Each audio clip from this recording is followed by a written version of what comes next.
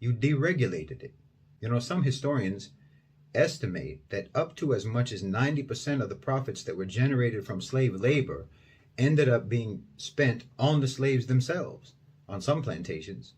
Not all of them, but some, spending on their food, their shelter, their clothing, their medical care, and so on, because it was in the interest of slave owners to maintain a slave's physical well-being to one extent or another, because it was expensive to buy a slave, and it's expensive to keep a slave.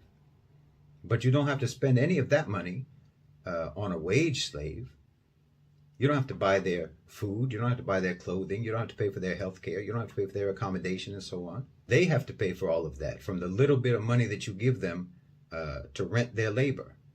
It makes financial sense. It's a lot cheaper to rent someone than to buy them. That's deregulation. That's not abolition.